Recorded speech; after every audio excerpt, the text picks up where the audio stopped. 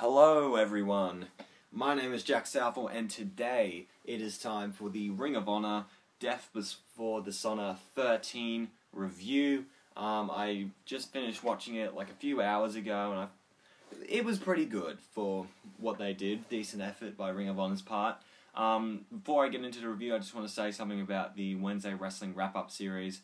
I've decided to wrap it up, pun intended, the series, because, you know, reviewing 4 shows in one, I just don't think that's just a good idea to me. I mean, it was fun for like the first couple of weeks, but then, I don't know, and I released them on Monday, and all that stuff is out of people's memory by then, so, well, but then again, I'm reviewing this Ring of Honor pay-per-view like a week before it's already happened, but, oh well, I just want to give something non-WWE related to you guys.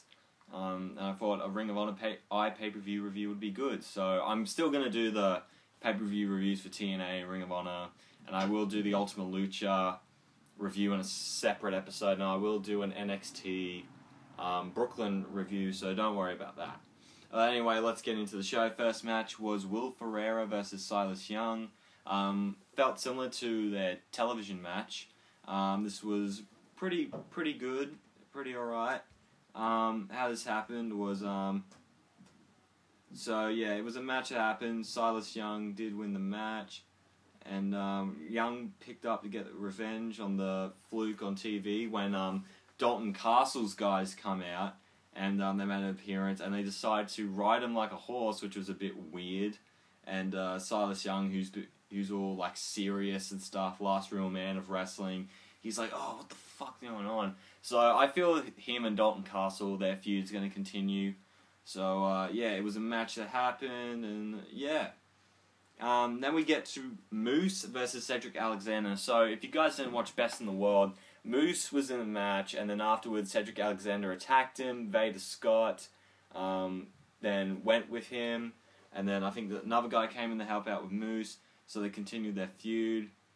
And so I believe Moose... So Alexander scored the big win on Moose to kick off his heel turn proper, and you know, it was meh, this match. It could have used a lot more, and he used his wrench and scored another win on Moose, and who feels like he's lost a lot of momentum. And Alexander is doing pretty good as a heel. He has a lot of potential, but he needs to have a way to go before he really hits that next level in evolution. Like, for his character, I feel there's a lot of potential in him, and with Vader Scott, it can help him out a lot. But the Moose character is very interesting. With he's kind of like a football player, and everyone's got the Moose gimmick going on. So yeah, it was decent enough. Cedrick Alexander won, so there you go. Then we get Roppongi Vice, is that how you say his name? The team's name, which is Trent Beretta and that other dude's team, versus the Briscoes. And, yeah, this was a very good tag team match. Yeah, the matches after this were very fun to watch. This match had no build-up. They're just two teams fighting for the hell of it. I really like the Briscoes. I feel that they're a very good tag team.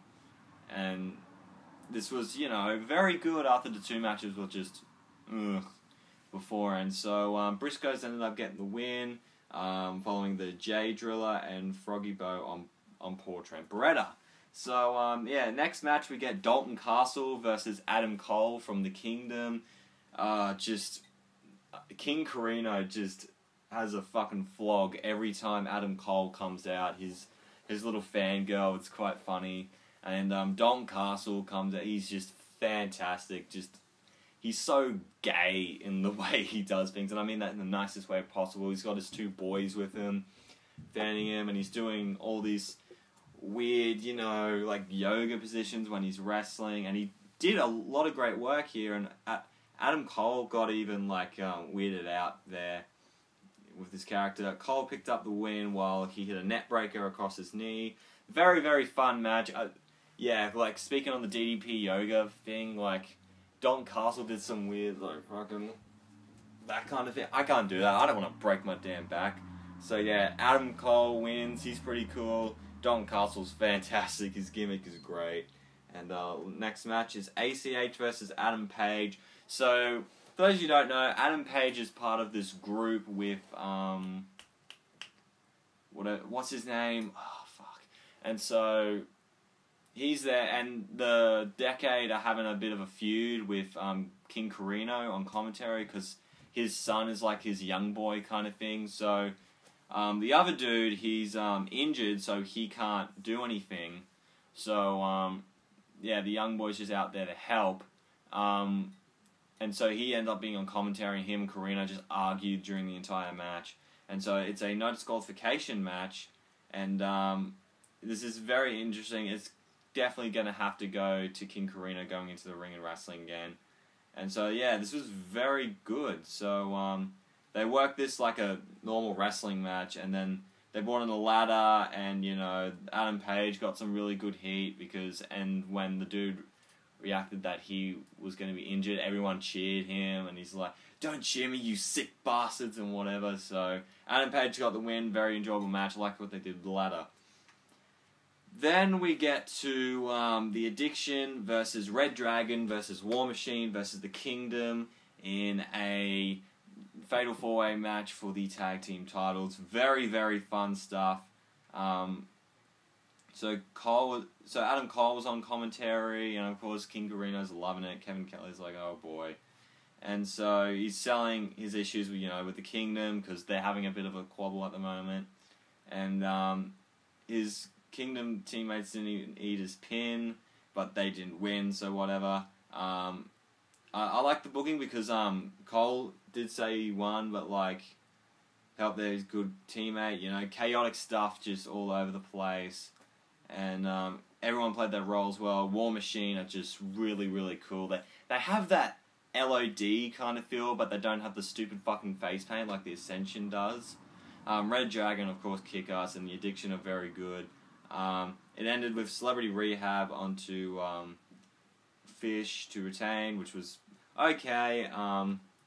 This was no really significant story there other than the Kingdom, talking, and the KRD reveal and all that. So yeah, very fun match. Then we get to the main event. Jay Lethal versus Roderick Strong for the Ring of Honor World Championship. Yeah, I was excited for this main event, but this went on way too long, in my opinion. And they worked with the time limit draw. Roderick Strong has been fantastic from what I've heard. Jay Lethal's also been great with winning the Best in the World against Jay Lethal. Now he's got both titles and all that. So, because apparently Strong isn't under contract, he wasn't going to win. And it was around 20 minutes that it started to get really, really boring. But it was until the last 10 minutes that it started to get interesting. Like with most boring matches. And then afterwards they're both on the ground and everyone's saying, "Match of the year! Match of the year!" And I'm like, okay, hold your horses, people. And the commentary is trying to sell this like it's the best match ever. And it was okay, but it wasn't that good. Jesus. Yeah, it was just at the end with the 60-minute time limit draw. And it was a good match, but not amazing.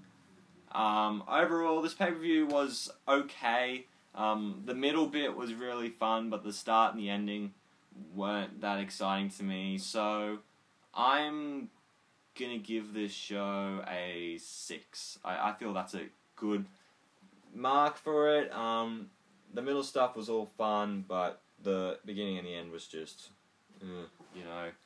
nothing exciting. So, yeah, Death Before Dishonor, it was okay for what it was. Good effort by them. That's going to be it for this video. I hope you guys have enjoyed. Make sure to leave a like if you did. Comment down below your favourite bit about this pay-per-view. Have I mentioned my match of the night?